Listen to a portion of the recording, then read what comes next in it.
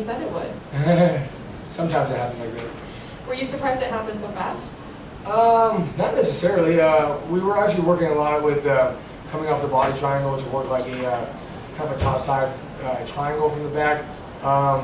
And he was slightly slippery. I mean, when we were drilling, my partner wasn't as sweaty like during the whole week, and so that was a little bit of a variable I had to deal with. And so he turned in, and I got long legs, so even if I have a body triangle, people can turn in, and he was able to do that. And I think it's also because of his size as well, because he's a smaller guy. And, but he dove his head back in, and that's kind of a no-no, especially if you watch my, obviously my highlight reels. My last fight, I beat Ricardo by guillotine, so you think he would have, kept his head for my arms, but in the fight you do things you're not supposed to, and he kind of did that.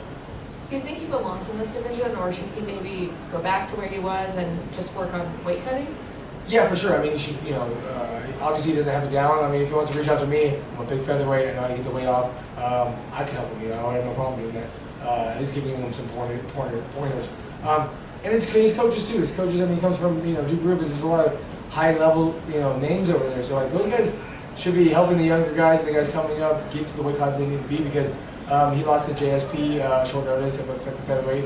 The Bulgarian fight, I think he lost. I think a lot of people would agree with me on that. That was at featherweight as well. And then he fought me and he lost this fight as well. So he's got a win over Raul, which is a huge win for him. And that's at 35, missed the weight. I think if he could dial that in, he'd be a fantastic fighter at bantamweight. But like I told everybody else, it's like I wanted to come into this fight and make a statement to him that featherweight's not one.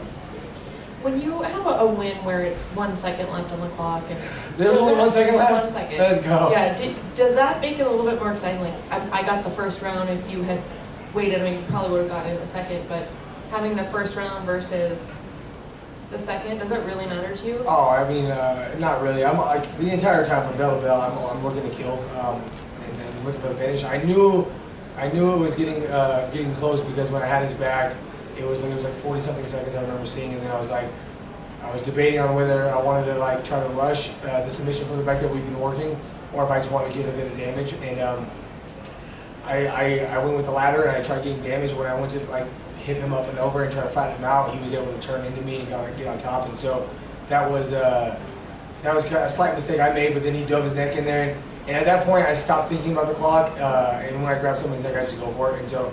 And I knew I wasn't going to gas myself out. I do guillotines all the time, so my arms are capable of it. And so, I was surprised that he tapped, because I knew there wasn't much time left. And he could have probably just held on, honestly. But, people panic tap all the time.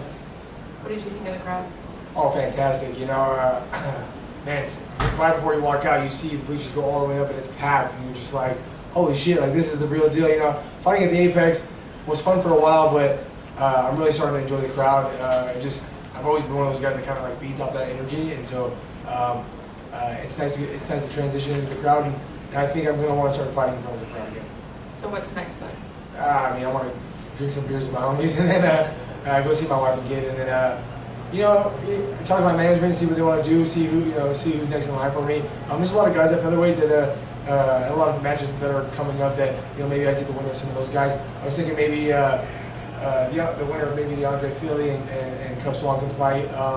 But, Fili, I think he's planning on moving to Vegas, and so I think he might be a teammate of mine. So who knows about that? But anybody really, anybody, anytime, anywhere. That's my motto. That's how we roll. Danny Gay 2 weeks ago did the unthinkable, but that's kind of how we roll. Thank you. Of course. Julian, do you draw more motivation from fighting young, hungry contenders as opposed to legends like Cub Swanson and, in the game, and veterans like that? I mean, I don't know. I don't consider myself an old guy by any means, so I feel like I'm the young guy too, but there was a couple of things, obviously, with Christian Rodriguez. He's an up-and-comer, but I don't necessarily think about that. I just think about his abilities and what he's going to bring to the table. And I just knew leading in this fight, if that kid ever came and grappled me on any given day in my gym, I would sub him out every round. I just knew that, just my size, my strength, and my abilities. Obviously the game plan went out the window a little bit in the beginning, but I just enjoy that. And also, watching him fight, he doesn't really have that knockout power. He cracked me a few times, but nothing that really hurt me or stunned me. And so I was confident in being able to take his shots, and I was hoping to maybe put him out on the feet, but getting him on the ground and getting the sub as well it's nice for me because it really shows how well-rounded I am. And reflecting on back-to-back wins this year, I mean, what are the biggest strides you've seen in your game in the last 4 or 5 months? Just, I mean, honestly, it's been more of me having a kid. It puts perspective into things a bit different. And so for me, like, fighting's not a big deal. Like, I used to just be like, this is everything. Like, everything's on the line right now. And so, like, coming out, you know, my last 2 fights after having my kid, you just realize that fighting's not everything. You know, it's something I enjoy doing, but it's really mellowed me down in the back. And so I come out and I just enjoy fighting instead of thinking about all the everything that's kind of on the line. You know, everything because I'm still gonna go home. My kid's still gonna be there. My wife's gonna be there. Everybody's still gonna like me the way they always like me. So go out there and have a good time and just enjoy it.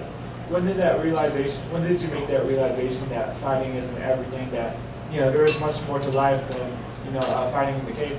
Specifically when my son came out, you know, 4 months ago, 8 days before I fought Ricardo Ramos, watched my son born, and that was probably I wanted to wait to fight I wanted to fight before my son was born, but wasn't able to make that happen, but it actually worked out fantastic because it gave me that perspective. Awesome, thank you. Of course.